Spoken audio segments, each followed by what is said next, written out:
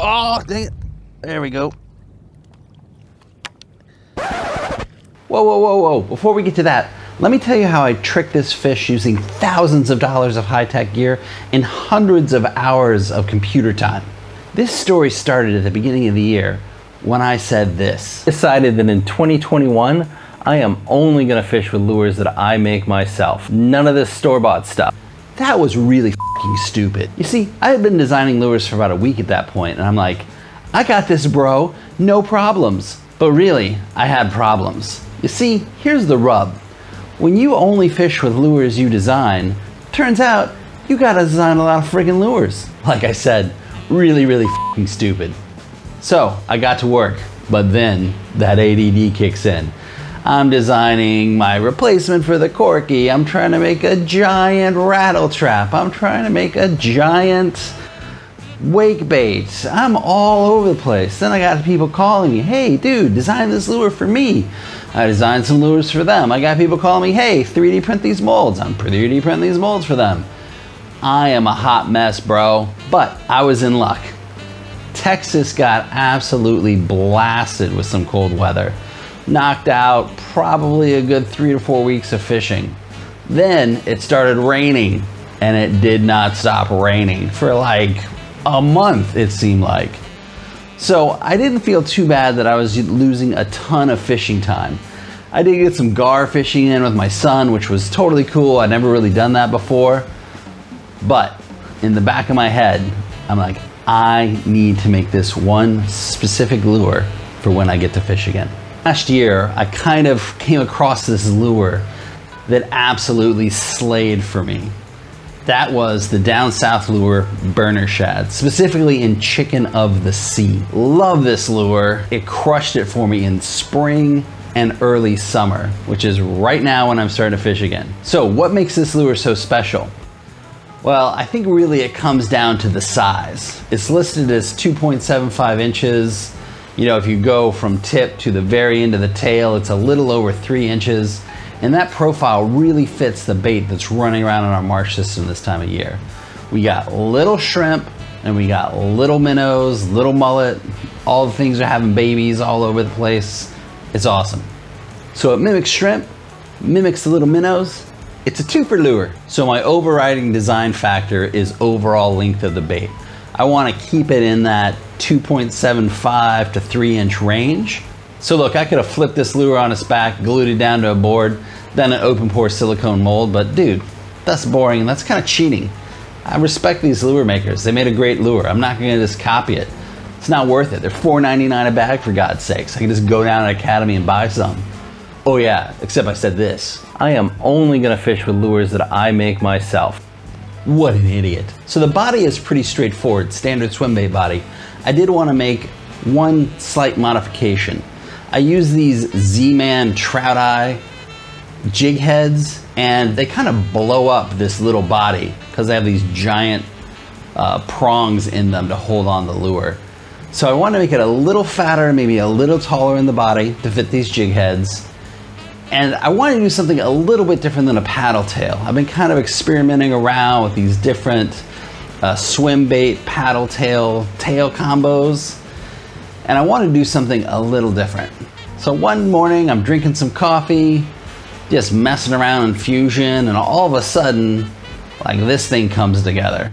And I'm all like, whoa, this is pretty cool. I don't know if it'll work, but it looks cool. I was calling it the guitar tail, the axe tail, posted it into a soft plastic bait making group, and someone says, dude, it's a fiddle fin. I'm like, that's it, bro, you got it. That's totally cool. Sorry, I forgot your name. So I prototype up a quick 1 cavity mold, shoot it, take it out to the pond, throw it out, reel it in. It's got some really good action. I'm liking what I see here.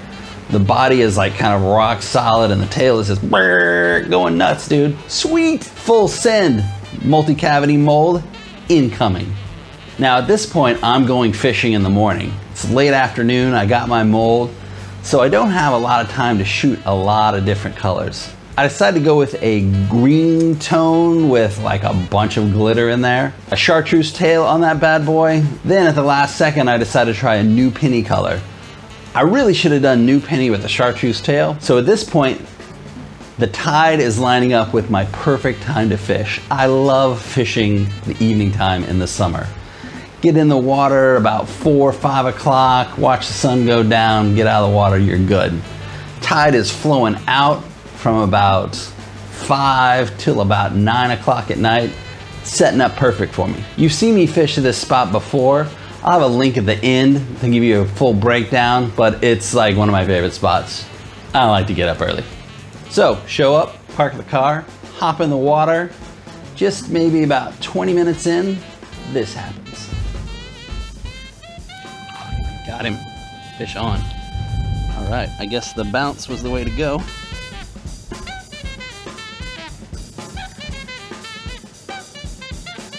Oh, no, no, no, no, no, no, no. Ah, dude, he got off. Shh. Oh. Now, if you fish around the Texas Gulf Coast, you know exactly what that was. State record flounder.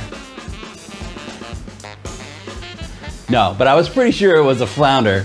Short bite, kind of followed me in, spit the hook. Classic flounder move. But dude, I got a bite. Hey, this isn't a crap lure. So I start heading further out towards the bay.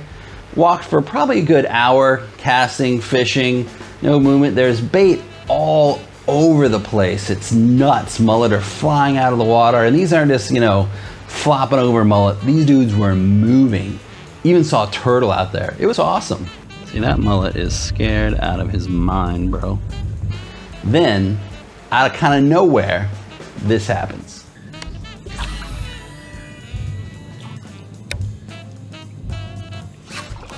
Oh, dang it. There we go. Yeah, buddy. It's a nice fish, whatever it is. It's fighting weird though, man. I don't know. Yeah, all right. Oh, you know what this feels like actually? Feels like another friggin' stingray, but he whacked it on the fall, so. Woo! Finally, man. I almost completely botched that up. That hook set, man. I was way far back behind myself.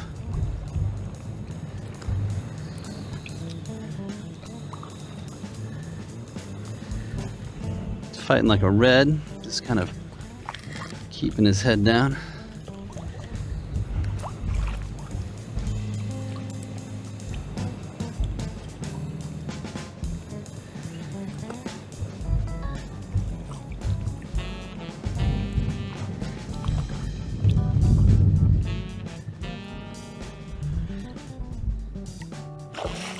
Ooh, I think that's a nice trout, man.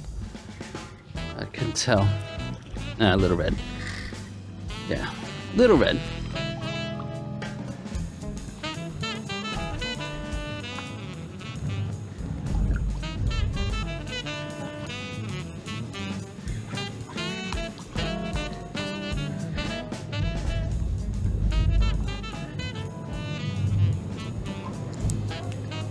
One more click on the, yeah, nice redfish.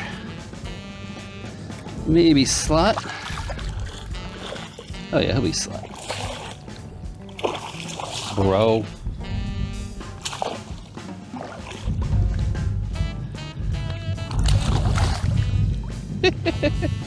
Watch me just totally pose it right here. Come on, bro. There we go. Sweet! Stoked, dude. First ever fish on the fiddle fin.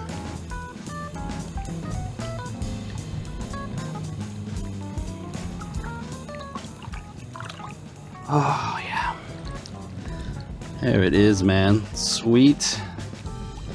It's a little guy. Don't think he's slot. Let's see here real quick. He is 20 on the nose. But we ain't keeping anybody anyways.